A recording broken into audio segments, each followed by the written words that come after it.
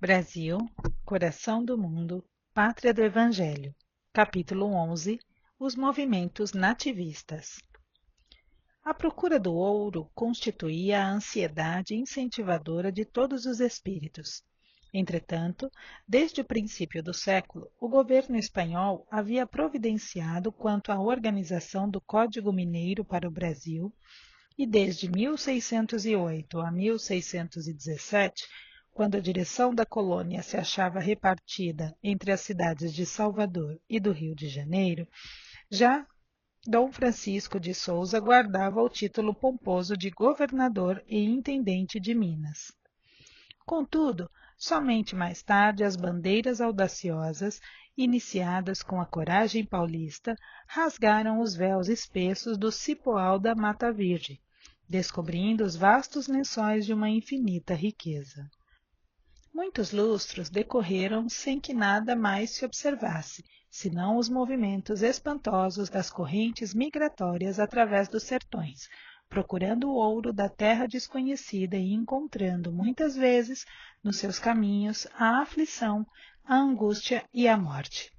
O próprio Conselho Ultramarino, em Lisboa, expunha mais tarde à autoridade da coroa a necessidade de se reprimirem os excessos dessas migrações incessantes, para que o próprio reino não se despovoasse. Por essa época, multiplicavam-se as emboscadas e a sede da posse turvava todas as consciências.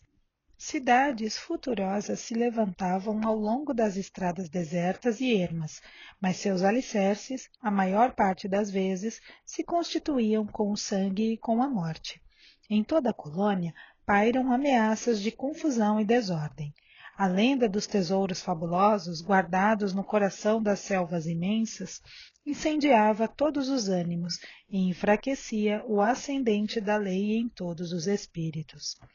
Os índios experimentam amarguradamente a atuação dessas forças contrárias à sua paz, que se concentravam à procura das riquezas da terra. E é com inauditos esforços de perseverança e de paciência que os caridosos jesuítas juntam suas aldeias ao norte, com doçura fraterna, conquistando todo o Amazonas para a comunidade dos portugueses. A esse tempo, no extremo norte, convulsiona-se o Maranhão, sob os ímpetos revolucionários de Manuel Beckham, contra a campanha de comércio, que monopolizara os negócios da importação e exportação da capitania, e contra os jesuítas, cujo espírito de fraternidade se interpunha entre os colonizadores e os índios, no sentido de se manterem estes últimos dentro da liberdade que lhes competia. Os amotinados prendem todos os elementos do governo e, organizando uma junta com elementos do clero, da nobreza e do povo, consideram extinto o monopólio e providenciam o imediato banimento dos protetores dos indígenas. Festas extraordinárias assinalam no Maranhão semelhantes feitos, inclusive Te-Deum, na Catedral de São Luís. A notícia de tão singulares quão inesperados episódios provoca as apreensões da corte de Lisboa, que não desconhece as pretensões da França no tocante ao Vale do Amazonas, nem ignora o ascendente moral dos franceses sobre os elementos indígenas. A expedição que deverá restaurar a lei na capitania não se faz esperar, e a Gomes Freire de Andrade, estadista notável pelo seu talento militar e político, cabe a direção do movimento restaurador. As províncias da contra-revolução no extremo norte são adotadas sem dificuldade. Gomes Freire procede com magnanimidade para com os revoltosos, sem, contudo, poder atingir com a mesma liberalidade para com Manuel Beckham, que foi preso e sentenciado à morte.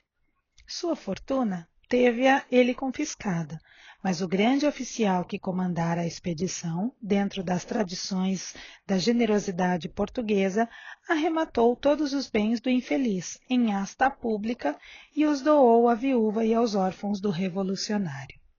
Em 1683, a Bahia se conflagra depois de assassinar o alcaide-mor da colônia, Francisco Teles de Menezes, que excitara as antipatias dos habitantes de Salvador. e os derradeiros anos do século XVII testemunham as atividades da colônia nesse período de transição dos movimentos nativistas. A sede do ouro penetra o século seguinte, que mais intensamente ia acender a febre da ambição em todas as cidades. Em 1710, as lutas se fixam na capitania de Pernambuco, que fazia questão de cultivar o sentimento de sua autonomia, desde os tempos da ocupação holandesa, com a qual fizera novas aquisições no que se referia aos patrimônios de sua independência. Os brasileiros de Olinda abrem luta com os portugueses de Recife, em razão das rivalidades entre as duas grandes cidades pernambucanas, que não se toleravam politicamente. As emboscadas ocasionam ali dolorosas cenas de sangue. Um ano inteiro de choques e sobressaltos assinala o período da Guerra dos Mascates. Antes, porém, desses movimentos revolucionários em Pernambuco, os paulistas e os emboabas lutavam na região aurífera dos sertões de Minas Gerais, disputando-se a posse do ouro, que abrasava a imaginação do país inteiro. A felonia e a traição constituem o código dessas criaturas insuladas nas matas desconhecidas e inóspitas. Pela mesma época, a França, que sempre custou a resignar-se com a influência portuguesa no Brasil, envia Duclerc para investir no porto do Rio de Janeiro com 1.000 homens de combate. A metrópole portuguesa não podia proteger de pronto a cidade e o governador Francisco de Castro Moraes, deixando-se dominar pela timidez, permitiu o desembarque das forças francesas, que, todavia, foram rechaçadas pela população carioca. Estudantes e populares lutaram contra o invasor. Algumas dezenas de franceses foram barbaramente trucidados. Fizeram-se ali mais de 500 prisioneiros e o capitão Duclerc acabou assassinado em trágicas circunstâncias. O governo do Rio não providenciou quanto ao processo dos criminosos, a fim de punir os culpados e definir as responsabilidades pessoais, provocando com isso a reação dos franceses, que voltaram a assediar a maior cidade brasileira. Do Guaitruim vem à Baía de Guanabara acompanhado de cerca de 5.000 combatentes. O governador foge com quase todos os elementos da população, deixando o rio à mercê do corsário que se ilustrara sob a proteção de Luís XIV. Depois do saque, que absorve muitos milhões de cruzados da fortuna particular, paga ainda à cidade fabuloso resgate. Enquanto se desenrolavam os últimos acontecimentos, governava em Portugal Dom João V, o Magnânimo, em cujo reinado ia o Brasil espalhar pela Europa os seus fabulosos tesouros. Nunca houve ali um soberano que mostrasse tamanho descaso pelas possibilidades econômicas do povo. O ouro e os diamantes do Brasil iam acender no seu trono as estrelas efêmeras do seu fastígio e da sua glória. A fortuna amontoada pela ambição e pela cobiça ia ser espalhada pelas mãos insensatas do rei, imprevidente e incapaz da autoridade de um trono. Dentro do luxo assombroso de sua corte, o convento de Mafra se ergue ao preço de 120 milhões de cruzados. Mais de 200 milhões seguiriam para as arcas do Vaticano, dados pelo monarca egoísta que desejava forçar as portas do céu com o ouro iníquo da terra. Em vez de auxiliar a evolução da indústria e da agricultura de sua terra, Dom João V levanta igrejas e mosteiros com extrema prodigalidade, e enquanto todas as cortes da Europa felicitavam o rei perdulário pelo descobrimento dos diamantes na sua afortunada colônia, e se celebram o Te Deum em Lisboa, em homenagem ao auspicioso acontecimento, pelo Brasil todo se alastravam movimentos nativistas, exaltando os sentimentos generosos da liberdade e preparando, assim, sob a inspiração de Ismael e de suas falanges devotadas, o futuro glorioso de seus filhos. Notas do editor.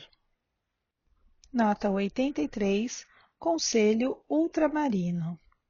Criado em 1642, com o objetivo de regular as atividades comerciais das colônias portuguesas, Brasil, Índia, Guiné, São Tomé e Cabo Verde.